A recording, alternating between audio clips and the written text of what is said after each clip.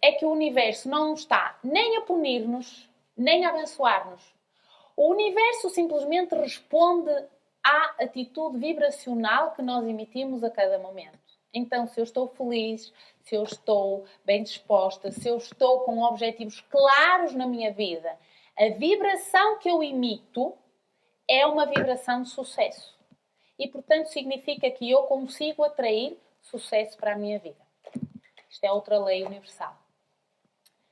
Isto também é muito importante, é que as pessoas com as quais nós temos reações mais fortes, seja de amor ou de ódio, são reações do nosso mundo interior. Portanto, muitas vezes aquilo que nós detestamos no outro é aquilo que mais negamos sobre nós próprios, porque o outro é o meu espelho. Então é muito interessante estas relações pessoais, porque na realidade, se forem bem trabalhadas, a única coisa que nos fazem é melhorar-nos enquanto pessoas, enquanto consciências, fazem-nos evoluir. Tendo em conta isto, devemos evitar que uma pequena discussão afete uma grande relação. Portanto, quando discutimos com alguém, devemos ter muito cuidado no momento em que o fazemos. E primeiro, antes de falarmos, devemos drenar a raiva que temos daquela situação. Porque a raiva não é do outro, é minha. Portanto, o outro não vai melhorar-me a minha raiva ou aquilo que eu estou a sentir. Portanto, devo me isolar, se for o caso, trabalhar aquilo que eu tenho que trabalhar. Eu costumo dizer que as almofadas da cama dão muito jeito nestes momentos para podermos fazer um boxe. E isto, ou então saltar, como é que se chama aquela coisa? Saltar o trampolim, ou ir fazer uma corrida.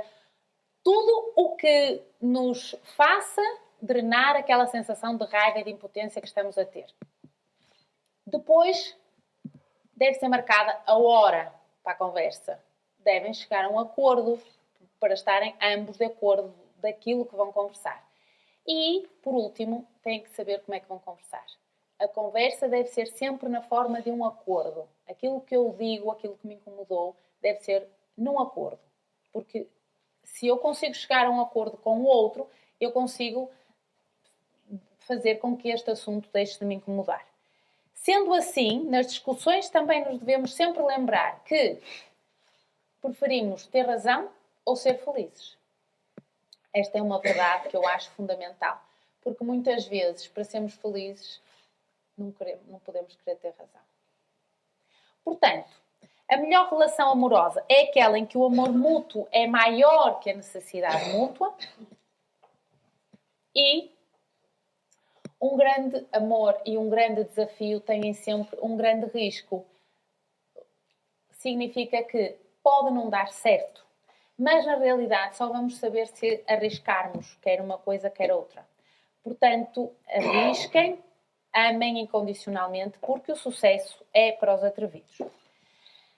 Então, outra coisa muito importante nas relações é deixarmos de fazer suposições, porque se temos dúvidas, esclarecemos, se temos questões, perguntar, porque pressupor faz com que nós inventemos histórias mirabolantes que não têm fundamento. Então, em vez de pensarmos o que é, não esperar que o outro adivinhe o que eu quero se eu não lhe disser. Então, perguntarmos diretamente, como já falamos no início. Depois, vivermos em equilíbrio e pureza é o que podemos fazer de melhor por nós e pela Terra. Portanto, evitar contaminar o nosso corpo com toxinas, seja com comida, seja com bebida, seja com as próprias emoções. E isto é muito importante. Eu já expliquei e vou explicar outra vez. Cada pensamento cria, então, uma impressão neste campo quântico, que podemos chamar o campo total de inteligência, o campo quântico, o campo eletromagnético, o universo, o que vocês quiserem chamar. Quando eu penso, algo fica impresso, literalmente impresso. E, portanto, cada célula do meu corpo é, portanto, um ponto de consciência dentro do campo de consciência universal. Isto significa que nós temos muita responsabilidade para o bem ou para o mal. Primeiro porque, se pensamos mal de alguém, isso fica escrito, algures. E quando pensamos mal de alguém, além de estarmos literalmente a impactar no campo eletromagnético dessa pessoa, mesmo que ela não tenha consciência disso, nem nós, significa que não vamos atrair para a nossa vida nada de bom. Porque a prosperidade verdadeiramente só chega quando eu consigo ter pensamentos cosmoéticos sobre todas as pessoas e tudo. Essa é a forma de enriquecer e ter prosperidade em todos os campos da nossa vida. Então, se eu imito um pensamento contrário, seja uma coisa completamente simples, isso para o processo de materialização daquilo que eu quero obter. Entenderam? Façam assim para eu perceber que entenderam. Isso. Bom, então, como uma parte desta inteligência superior reside em nós, porque nós fazemos parte deste campo quântico e eletromagnético, então nós também temos uma participação neste poder organizacional do cosmos. Portanto, nós não somos inseparável do todo. O todo sou eu e eu sou o todo. E cada um de nós é um bocadinho disso. Isto está explicado na física quântica hoje já muito bem, tanto pelos microtúbulos como pelas próprias teorias do campo unificado. Portanto, não se acredita no que eu digo, Google. Então, o que é que eu estou a dizer? Quando então eu imito este pensamento, eu estou a contaminar a água, o ar do planeta, os outros seres vivos. Então, temos muita responsabilidade com aquilo que nós pensamos.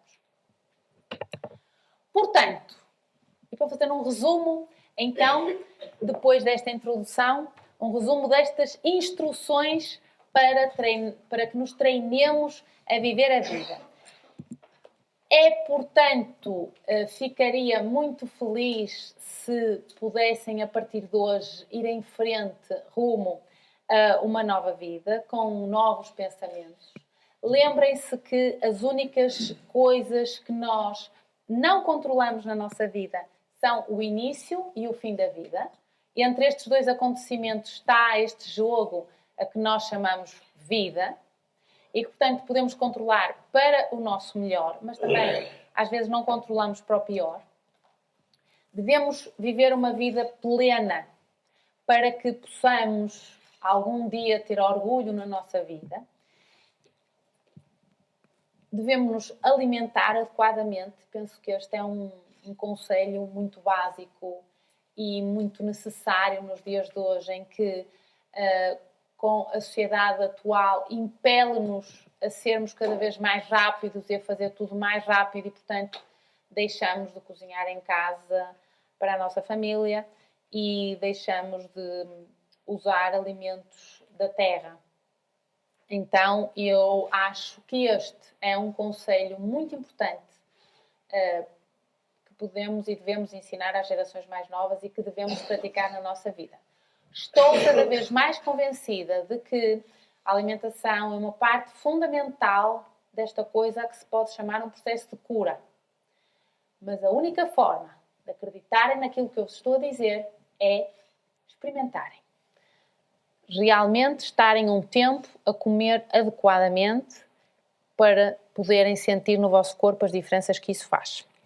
Devemos fazer exercício físico regularmente. Regularmente é, no mínimo, 5 vezes por semana, fazer um treino de exercício físico.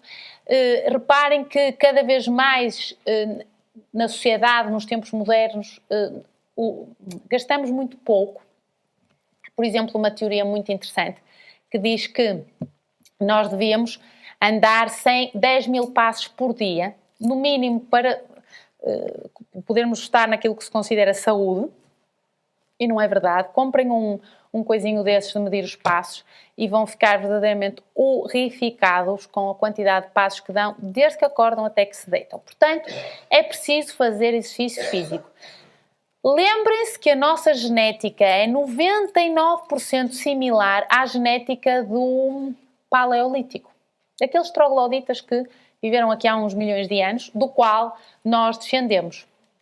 Isso significa que a nossa alimentação devia ser parecida com esta alimentação paleolítica, com as devidas adaptações, obviamente, e o treino em termos de exercício físico também.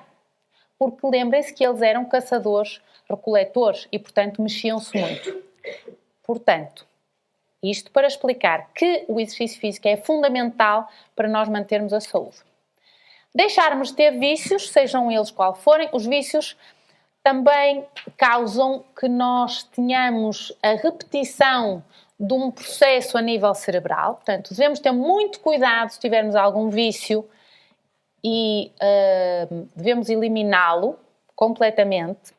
Claro que há vícios mais simpáticos e vícios menos simpáticos. Este é um vício menos simpático, roer as unhas, aparentemente não tão grave, mas em termos cerebrais funciona da mesma maneira.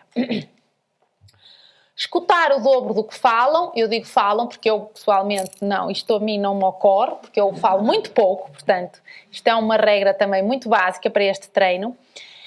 Devemos escolher um sócio para, da mesma forma que escolhemos um parceiro de ténis. Eu gosto muito desta frase, porque realmente nós devemos complementar com as pessoas. Um sócio, aqui está-se a falar num sócio para uma empresa, para um negócio, mas também um sócio naquele com o qual nós resolvemos partilhar a nossa vida.